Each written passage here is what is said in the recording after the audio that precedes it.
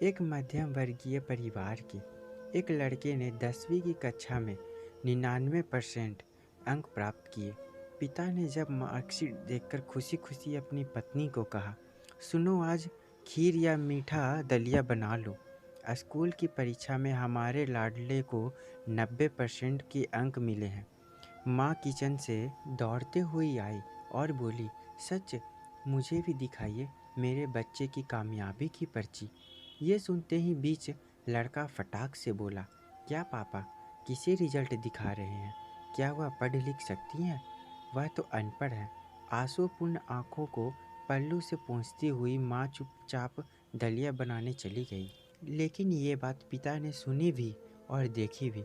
फिर उन्होंने लड़के के कहे हुए वाक्यों में जोड़ा और कहा, हाँ बेटा, सच कहा तुमने, बिल्कुल सच। जानता है, जब तू घर में था तो उसे दूध बिल्कुल पसंद नहीं था, तो तेरी माँ ने तुझे स्वस्थ बनाने के लिए हर दिन 9 महीने तक दूध पिया, क्योंकि तेरी माँ तो अनपढ़ थी ना। इसीलिए तुझे सुबह 7 बजे स्कूल जाना होता था।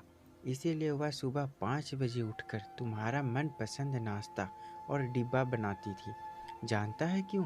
क्योंकि वो अनपढ़ थी ना। इसीलिए जब तुम रात को पढ़ते पढ़ते सो जाते थे तो वह आकर तुम्हारी कॉपी व किताब बस्ते में भरकर फिर तुम्हारे शरीर पर ओढ़नी से ढके देती थी और उसके बाद सोती थी।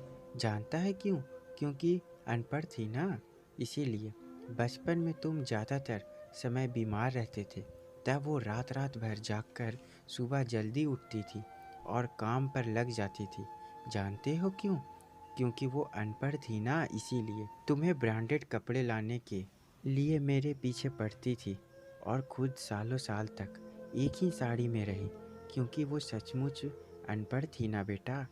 पढ़े लिखे लोग पहले अपना स्वार्थ और मतलब देखते हैं, लेकिन तेरी माँ ने आज तक कभी नहीं देखा, क्योंकि अनपढ़ है ना वो। इसीलिए वो खाना बनाकर और हमें परोसकर कभी कभी खुद खाना भूल जाती थी। इसीलिए मैं गर्व से कहता हूँ कि तुम्हारी माँ अनपढ़ है, जीवन को 100% बनाने वाली पहली शिक्षक है। माँ, यह सब सुनकर लड़का रोते रोते और लिपटकर अपनी माँ से बोला, माँ, मुझे तो कागज़ पर 90% अंक ही मिले हैं, लेकिन आज मेरे जीवन को 100% बनाने वाली पहली शिक्षक हैं। माँ, मुझे आज 90% अंक मिले हैं, फिर भी मैं अशिक्षित हूँ और आपके पास पीएचडी के ऊपर की उच्च डिग्री है, क्योंकि आज मैंने अपनी माँ के अंदर छुपे हुए रूप में डॉक्टर, शिक्षक, वकील, ड्रेस डिज़ाइनर, बेस्ट कुक, इन सभी के दर्शन कर लिए। मुझे माफ़ कर दो माँ, मुझे माफ़ कर दो। दोस्तों, आपको हमारी अनपढ़ माँ की कहानी पसंद आई तो हमारी कहानी को लाइक कीजिए।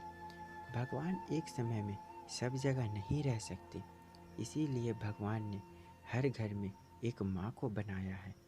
हमें जन्म देने से लेकर हमें चलना तक सिखाना और हमें बोलना तक सिखाना माँ सबसे पहली शिक्षक होती है।